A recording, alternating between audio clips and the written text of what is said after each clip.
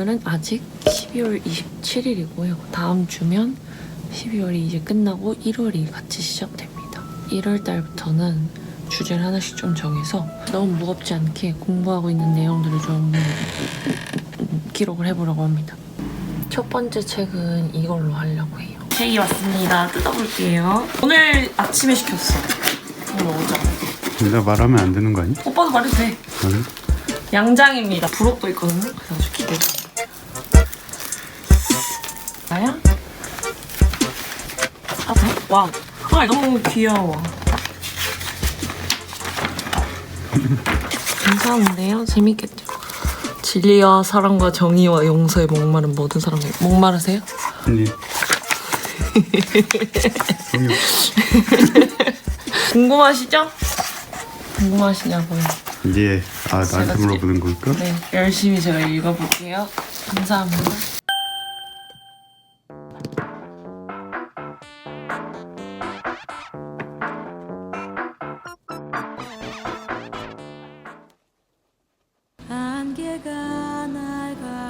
안녕하세요. 오늘은 별적 안 나오네. 화요일입니다. 아마 승조오빠가 와 있을 거예요. 갔나보다. 아, 오늘 오빠 알바한다. 벌써 10시 5분입니다. 제가 어제보다 좀 일찍 와야겠다 하고 분명히 1시간을 일찍 출발했거든요. 근데 한 30분 차이 나는 것 같아요. 그럼 나는 1시간 반, 2시간 일찍 나와야 되는 건가? 커피를 내리고 있고요. 여기는 저희 탕비실 겸 인쇄실입니다. 저희 그 아이배 작가님 수연쌤이 저희 작업실에 1kg짜리 원두를 선물해 주셔가지고 제가 커피를 진짜 자주 마시거든요. 든든하게 내려 먹고 있어요. 그래서 어제 공부를 좀 하니까 되게 기초적인 내용들이 잘 정리되어 있거든요. 되게 쉬운 말로. 그래서 되게 추천하기 좋은 책인 것 같아요. 여러분들이 읽으시기에도 전혀 부담 없는 내용이지 않을까. 기대가 됩니다. 오늘은 어떤 내용이 좀 있을지. 아, 그리고 좀 그런 것도 있었어요. 히브리어나 헬라어 그 언어 자체에 대한 기본적인 설명이 있어서 이런 것들도 좀 짚을 걸 그랬다. 공부를 더 해놓을 걸 그랬다 싶은 부분들이 있더라고요. 뭐 세머족에 대한 설명이라든지 히브리어가 기본적으로 가지고 있는 그 언어적인 특징이라든지 헬라어가 가지고 있는 특징이라든지 뭐 헬라어도 원래 헬라어가 있었고 좀 쉬운 공용어가 되면서 생기는 쉬운 헬라어가 있거든요. 뭐 그런 설명도 있고 원래 알아놨었어야 되는데 좀 어물쩍 넘어가게 되는 그런 되게 기본적인 스타트들 있잖아요. 내용들이. 학교 다닐 때도 개론서를 잘해라, 개론서 독파를 잘해라 이런 얘기 진짜 많이 들었거든요. 먼저 룸스프레이를 뿌릴 거예요. 저는 좋은 냄새를 정말 좋아하거든요. 그래서 이솝 좀 스프레이 뿌리고 또 선물 받았던 것 같은데? 너무 받은 것만 자랑하는 것 같네. 감사히 잘 쓰고 있습니다. 선물해주신 분들 잘 마시고 있고요. 잘 쓰고 있습니다. 다들 드로우 마이 라이프 보셨죠? 여기 촬영한 데가 제 자리예요. 좀 지저분하네. 이 연력 제가 만들어 봤거든요. 저희 감독님이 만들어 보라고 해가지고. 근데 괜찮은 것 같아요. 이건 좀 작은 버전인데 여기 류대력이랑 교회력을 좀 합쳐놔서 성경 읽는데도 좀 편하실 것 같고 네, 요즘은 교회력에 따라서 이렇게 그 예수님의 삶을 따라 사는 그런 다짐들과 도전들이 되게 많잖아요. 그거 하실 때 더 도움이 되지 않을까 싶어요. 저는 공부할 때 이렇게 문단 옆에 소제목을 써요. 그러면 다시 볼 때나 좀 요약하고 정리할 때도 바로바로 내용 찾아서 보기가 좋아요. 추천합니다. 히브리는 이런 대꾸법이 있는 구조를 가지고 있어서 예를 들면 슬프다 범죄한 나라요, 허물진 백성의 행하게 종자요, 이게 다 같은 말이에요. 단어가 다르지만 근데 이걸 아는 게 되게 성경을 다르게 볼 수 있는 시작이 됐어요. 저는 개인적으로.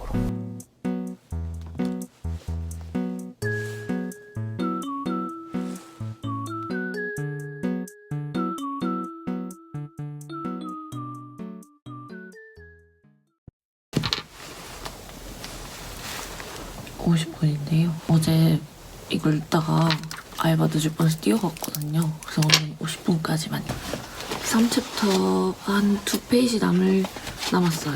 이따 와서 읽고 정리하면 될 것 같습니다. 안녕하세요 여러분. 오늘은 수요일이고요. 오늘 대기질이 너무 안 좋기 때문에 환기는 조금만 하고 문을 닫았습니다. 너무 TMI죠?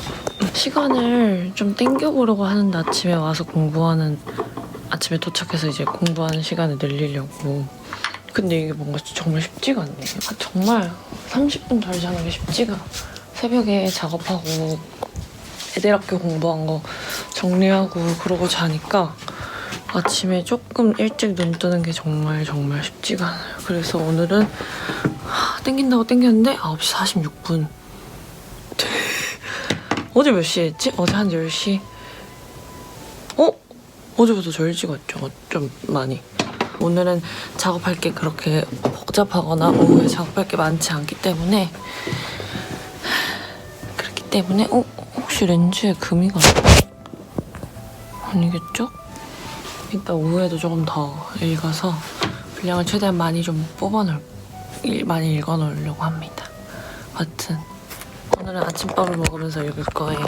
좀 웃길 수도 있지만 열심히 읽어보도록 하겠습니다. 오늘도 커피를 내렸어요. 안녕! 어제 이 독서대를 다이소에 사왔는데 책을 이렇게 기대고 읽기엔 너무 불안하네요. 제가 지금 4챕터까지 읽었습니다. 이런 내용 같이 공부하면 좋겠다는 내용들이 좀 있었어요. 그래서 그거를 이렇게 인덱스로 표시를 해놨거든요. 물론 그냥 책을 쭉쭉 읽어도 되지만 그런 내용들을 같이 정리하면서 이제 기록을 해놓으면 그런 생각이 어쨌든 좀 들어서 그걸 하려고 하는데요. 지금 고민 중인 주제가 3가지가 있어요. 첫 번째, 이제 그 유대교와 기독교가 완벽하게 분리되는 과정들이 어쨌든 언급이 된단 말이에요. 왜 분리됐는지, 어떤 과정이 있었는지, 유대교와 기독교가 서로에게서 좀 분리하는 과정들을 서로 해요. 그게 어떻게 이루어졌는지 그걸 좀 조사할까. 그거 하나랑 두 번째는 부록이었던 것 같은데 부록의 사마리아 오경에 대한 얘기가 나와요. 사마리아 오경은 사마리아 사람들이 유대인이랑 이제 또 사이가 안 좋단 말이에요. 이 사마리아 사람들은 모세 오경만을 성경으로 받아들입니다. 그리고 나머지 책들은 성경을 인정을 안 해요. 기원전 2세기에 들어서 히브리어로 된 나름의 모세 오경을 이 사람들이 쓰는데요. 그게 사마리아 오경입니다. 근데 이 자료가 마소라 텍스트랑 사회사본과 이렇게 대조해 봤을 때 그 관계성이 되게 있대요. 근데 제 기억에 우리 작업실에 그 사마리아 오경에 대한 책이 있거든요. 근데 잘 모르니까 뭔가 더 보고 싶은 마음이 좀 들기도 하고요. 그리고 마지막 세 번째는 초대교회 회사를 좀 정리를 해보자, 이 기회에. 정리를 해놓으면 뭔가 그런 또 도움이 되지 않을까 싶은데요. 이래저래 고민이 많네요. 그래서 이건 일단 이따 감독님 오시면 조언을 좀 구해보려고 합니다. 어떻게 생각하세요? 여러분 뭐가 궁금하세요? 전 3개 다 재밌거든요, 지금. 안녕하세요, 여러분. 오늘은 23일 충전 중 아닌데 23일 목요일이고요. 우와! 빛이 이렇게 보이네. 오늘 아침 9시 20분쯤 작업실에 도착을 했습니다.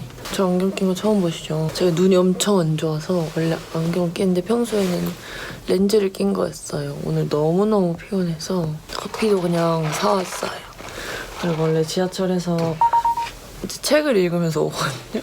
근데 오늘 한 페이지 읽으면 졸고 한 페이지 읽으면 졸고 이래서 그냥 지하철에 자고 그리고 지금 도착을 해서 자리에 앉았습니다. 오늘은 4챕터까지만 읽고 이제 읽은 내용들을 좀 정리를 잘 해보려고 해요. 왜냐면 아무래도 앞에서 언급했던 게 뒤에서 더 자세하게 설명되고 뭐 이런 부분들이 있어서 이걸 좀 잘 정리를 해가지고 내용을 좀 더 확장시키면 좋겠다. 그래서 정리하고 자료까지 좀 조사하는 게 오늘의 목표입니다. 그리고 이걸 보여드릴 게 있어요. 로고를 만들고 있는데요. 이거 너무 귀엽죠? 얘는 잠깐 빼고요. 이 팥은 저희 찌팥의 팥이고요. 재밌다랑 라임을 좀 맞췄고 읽고 팠다. 읽고 약간 디깅했다 이런 느낌도 되고 읽고 팠던 책들 그런 내용을 좀 담아서 이 공부 브이로그 프로그램 이름을 읽고 팠다로 정해봤어요. 오늘도 열심히 해보겠습니다. 여러분 혹시 공부할 때 어떤 플레이리스트 들으면서 하세요? 노래를 안 들으시는 분들도 계시겠죠? 근데 저는 무조건 무조건 노래를 듣는 스타일이거든요. 공부할 땐 아무래도 가사 없는 게 좋긴 한데 저 지금 벌써 이미 한 번 촬영을 했는데 다시 하는 거라서 지금 시간이 많이 흘러서 벌써 12시 50분이 되었고요. 시간이 이렇게 많이 흘렀지만 제가 이 챕터도 다 요약을 못했어요. 자랑이다! 그 변명을 좀 해보려고 합니다. 노션에 정리를 하고 있어요. 추가적인 자료들처럼 보실 수 있게끔 하고 있는데요. 이제 처음에 그 성경 언어에 대한 얘기가 당연히 나옵니다. 그때 이제 헬라어가 언급이 되겠죠. 근데 이제 제가 공부를 하면서 뭔가 이렇게 잘 정리가 안 되는 부분들이 있었어요. 히브리 문화랑 헬레니즘을 정확하게 구분을 잘 못하겠고, 근데 그것도 몰랐고 이걸 읽으면서 알았어요. 그런 지점이 나한테 있다. 그래서 이제 그 헬레니즘이 뭔지 알았지만 어렴풋이 알았던 거 두루뭉술하게. 그래서 이제 그런 것들을 좀 정리를 더 해봤고요. 개인적으로 더 많이 정리가 됐던 건 그 그리스 헬레니즘이 전파된 거랑 이스라엘의 그 역사와 신약성경에 기록된 그 신약성경 사건들을 표로 좀 정리를 해놨어요. 보시면 좀 도움이 되지 않을까 싶고요. 이 챕터에 들어오면 초기 번역서에 대한 내용들이 언급이 되면서 70인역이 나옵니다. 저희가 이제 자주 못하고 있지만 할 건데, 진짜 할 건데, 영어 사전 안 보신 분들은 꼭 보실 건데, 다시 올릴게요. 잘해서 다시 올리고 싶어요. 어쨌든 영어 사전 자료로도 70인역을 많이 사용하는데요. 그 책에 그런 내용이 있더라고요. 신약 기자들이 구약을 인용할 때 히브리어로 직접 인용하거나 그 본인이 번역해서 쓴 게 아니라 70인역을 인용해서 기록했다. 그리고 예수님도 사용했을 가능성이 있다. 근데 약간 했던 게 뭐였냐면 저희가 히브리어에 대한 강조를 항상 여러분한테 드릴 때 언어 안에는 문화와 사상과 체계가 그 사고 체계가 담겨 있기 때문에 히브리 사람이었던 예수님이 하신 말씀을 정확하게 이해하고 그 율법을 정확하게 이해하려면 우리가 히브리어를 알아야 됩니다. 이렇게 얘기했던 거였잖아요. 근데 맙소사 헬라어로 적힌 70인역을 사용하셨다면 그 안에서 어떻게 우리가 그 예수님의 원래 가지고 있는 것들을 발견할 수 있나? 이런 고민들이 드는 거예요. 그래가지고 이제 자료 조사를 좀 했어요. 일단 고대 랍비들에 대한 조사를 했습니다. 이 랍비들이 어느 정도 사람들에게 영향력이 있었는지 자료를 정리하면서 좀 든 생각은 뭐였냐면 이 랍비들의 기능적인 면을 알아도 뭔가 와닿지가 않는 거예요. 좀 일상적인 자료들을 좀 모아서 그 유대인 청소년 그 토라를 배우는 청소년 하루 일과를 상상해서 좀 써봤어요.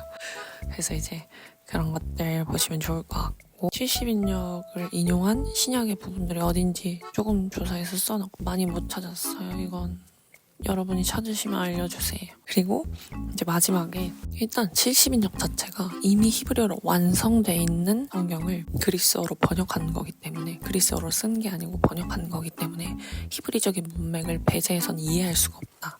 그리고 랍비들은 히브리 성경을 기반으로 연구를 하고 그 다음에 70인역으로 했을 것이다 이런 얘기가 있더라고요. 이유는 뭐냐면 당시 히브리어를 할 수 있는 유대인들이 많이 없었기 때문이라고 추측하더라고요. 너무 충분히 그럴 수 있다고 생각한 건 뭐였냐면 느헤미야가 다시 이스라엘로 돌아왔을 때 그때부터 막 그 이스라엘 사람들이 이방 여자와 결혼을 해서 아이를 낳고 그 아이들이 히브리어를 사용하지 못하는 그 모습을 보면서 느헤미야가 막 좌절한 장면이 나오잖아요. 그러니까 예수님 시대엔 히브리어를 사용하지 못했다는 얘기가 되니까 랍비들이 성경 연구는 히브리 성경과 70인역을 동시에 사용하지만 사람들에게 가르칠 때는 70인역을 도구적으로 사용할 수밖에 없었을 것이다. 이런 얘기가 있는 건데 너무 맞는 말 같지 않아요? 그래서 좀 그런 질문들이 좀 해결이 됐고 그러면 랍비신 예수님의 가르침 안에 히브리적인 배경 없이는 이해하지 못하겠다 이런 더 확신이 조금 더 들었던 것 같아요.